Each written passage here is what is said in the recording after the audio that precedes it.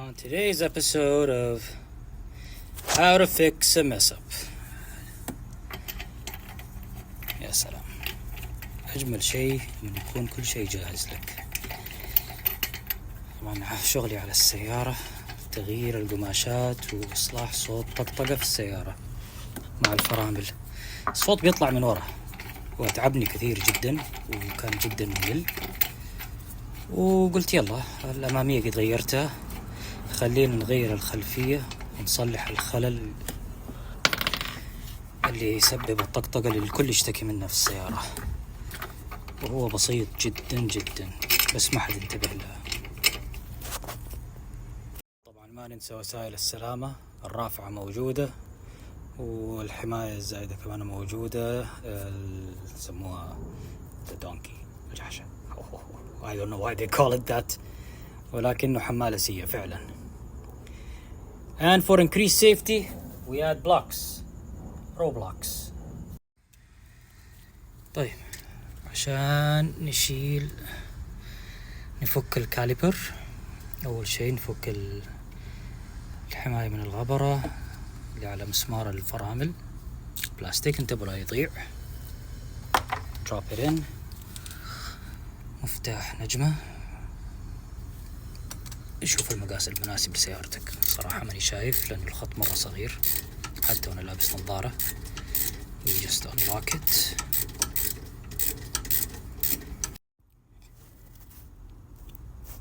اوكي، نسحب البن.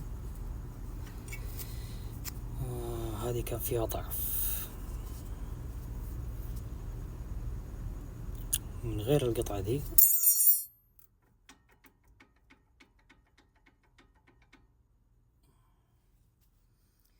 ونفتكر القطعة دي عبارة عن مشد للكاليبر أو لأجزاء الكاليبر على بعض. مع الزمن يعني تقريبا 5 سنين الآن كملت السيارة، يحصل فيها ضعف مهما كان، ما في معدن يتمدد ويتقلص ويتعرض للحرارة والبرودة والغسيل إلا ما تضعف قدرته على أداء وظيفته، فيبغى لها تبديل. فكينا الكاليبر. دائما الكاليبر لا تخلوه معلق مع الفلويد لاين، خليتوه معلق مع الفلويد لاين بتسبب ستريس وممكن ينقطع. always either use a bungee rope or just put it in a safe place، طالما يعني حتخلص منها بسرعة. ونشوف مقارنة بين الكاليبرز، البريك بادز عفوا. هذه البريك باد الجديدة، هذه القديمة، الاثنين سيراميك.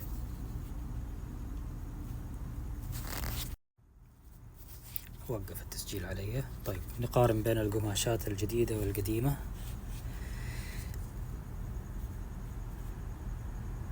ما حاقول لك أتحداك، لا، باين البريك كاليبر القديمة، البريك باد القديمة عفوا، على وشك، وكانت قريبة من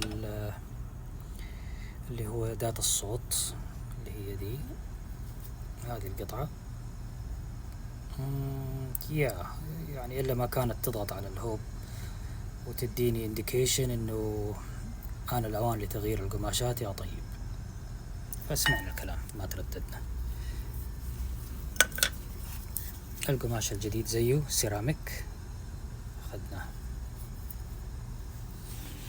وهذه مقارنة بين الاثنين.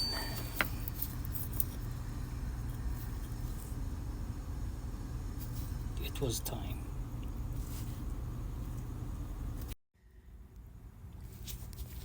شركة القماشات اللي بستعملها واغنر QS. It's a good brand. I've been using it for quite some time. كنت دائما أحب أستعمل أكيبونو. I'll be honest, Akebono just went up in price, so just went with the next best. في ماركات ثانية باور ستوب. الموضوع يعني what do you like most. القديمة كانت element 3، نسيت والله البراند ايش هي، but it's a good pad. So we'll stick with the Wagner for now. طيب السيرفس هنا عندنا كويس ونظيف، ما في أي ارتفاعات. مع قماشات الفرامل تجي معاها مولي بريك لوب، نستعملها على السطح هنا أو في ظهر القماش وعلى المكان ده، السطح الملامس للقماش.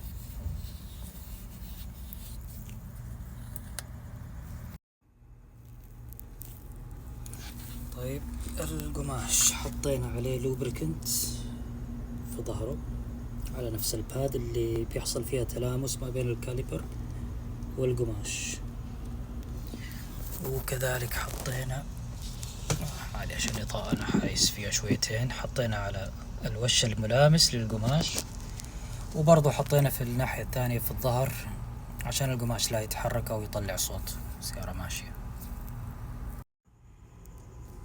خلصنا تركيب القماشات، كل شيء في مكانه، المسامير مشدودة، باقي الدست كفرز او الغطيان الغبار تبع مسمار الفرامل ضروري تكون في مكانها الصحيح.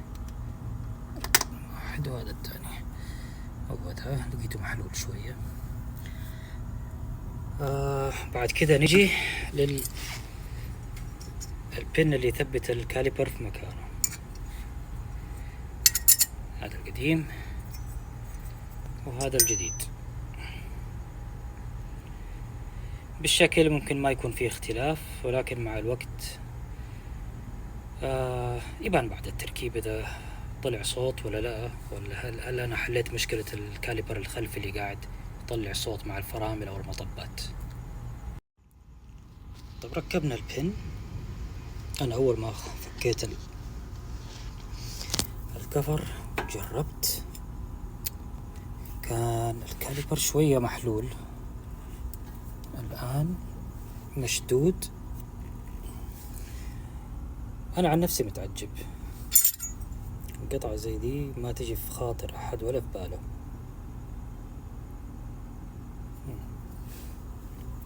نجرب نقول يا رب. معانا مفتاح العزم وحنشد المسامير تبع الكفرات 120 فوت باوند. هو الرينج تبعها من 110 إلى 130. 120 ما حقول خير الحل الوسط، but that's what makes me feel good. نبدأ الآن الشد.